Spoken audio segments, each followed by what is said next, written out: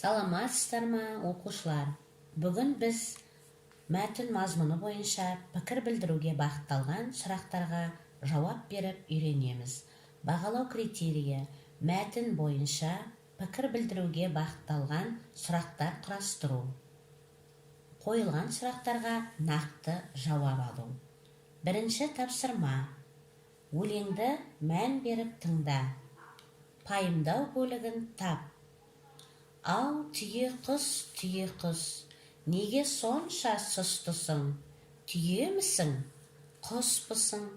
Түйе болсаң, құсың не? Ал құс болсаң, түйең не? Бұны қалай түсінем? Бұдан қандай ой түйем? Мен айтайын, білмесең. Құс ішінде түйедей, бар бойымда түр денем. Түйе ішінде түймедей, ұшқан құстай жүгірем. Әрі түйе және құс, мен боламын түйе құс. Ал енді дұрысын тексерейік. Өлеңнің пайымдау бөлігі.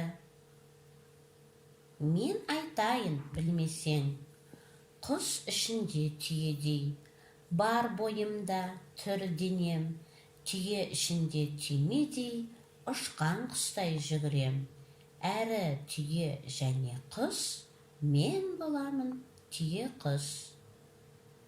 Балалар, түйе құс неге ұша алмайды? Өз пікірлеріңді білдіріңдер.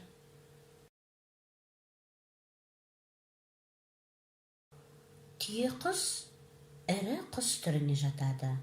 Бойы 2,5-3 метрге, салмағы 100-160 килограммға дейін жетеді. Қанаттары қысқа болғандықтан ұша алмайды. Екінші тапсырма: суретке қара. Онда не бейнеленген? Бала орманнан не тауып алды? Қоянның аяғына не болды? Бала оған қандай қамқорлық жасады? Қоян жазылғаннан кейін оны қайда апарды? Бала қоянға неліктен көмектесті? Суреттер мен сұрақтар бойынша әңгіме құра және ат қой. Керекті сөздерді пайдалан. Керекті сөздер: бірде, көрді, аяғы жаралы, әкелді, орады, емдеді, тамақ берді, жазылды, еркіне жіберді. Дұрысын тексерейік. Қамқорлық. Бірде Арман орманда серуендеп жүріп, қоянды көрді. Оның аяғы жаралы екен. Арман оны үйіне әкелді. Аяғын дәкемен орап, емдеді, тамақ берді. Бірнеше күннен кейін қоянның аяғы жазылды.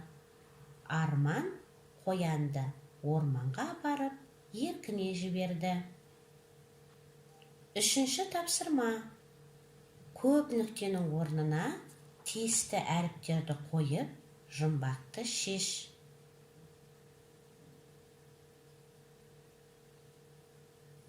Енді дұрысын тексерейік. Қалқиып ұзын құлағы, елеңдеп қорқып тұрады. Шешуі: қоян. Ал балалар, қоян туралы не білесіңдер? Жақсы, балалар, осымен бүгінгі сабағымыз аяқталды.